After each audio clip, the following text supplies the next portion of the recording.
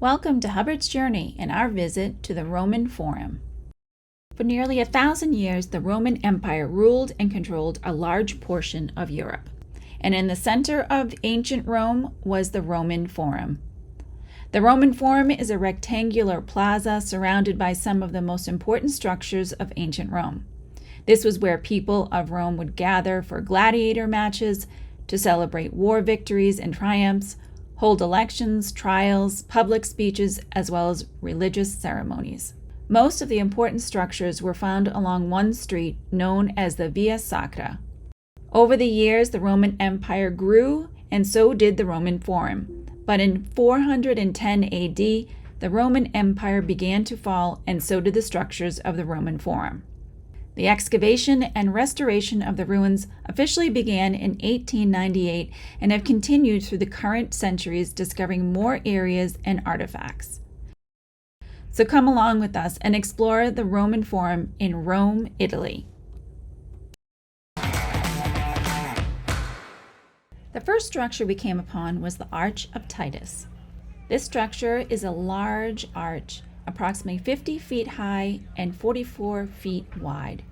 It is one of the two oldest remaining arches in the Forum, and it was constructed in 81 AD by the Emperor Domitian after the death of his older brother Titus. Carved into the sides are the victories and stories honoring Titus, and in the center you can see an inscription that loosely translates to "The Senate and the Roman people dedicate this to the divine Titus." Stepping inside the Roman Forum is like stepping back into ancient Rome. Behind me is the reconstructed Temple of Vesta. It was the residence of the Vestal virgins, who were women of ancient Rome who took vows of chastity and tended to the sacred flame, which was a symbol of Rome's safety and prosperity.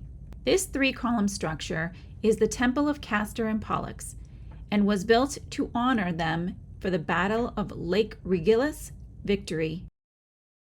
The House of Vestal Virgins is located behind the Temple of Vesta.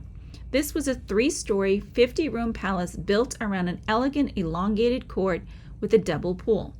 Today, the statues of the Vestals remain, and above the area is Palatine Hill. This is the temple of Antoninus and Faustina. It was built by Roman Emperor Antoninus Pius in honor of his wife, Faustina, in 141 AD.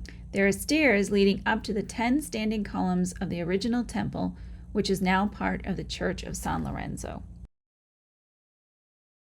The main street of ancient Rome is known as the Via Sacra, and the eastern stretch runs between the Forum and the Colosseum and passes underneath the Arch of Titus.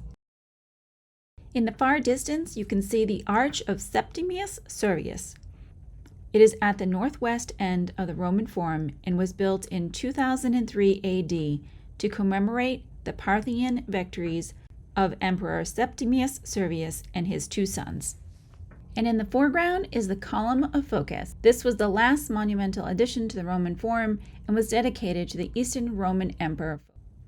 There was so much to see and even more we didn't get to. There is so much history here, and it's well worth another visit to understand and see more next time.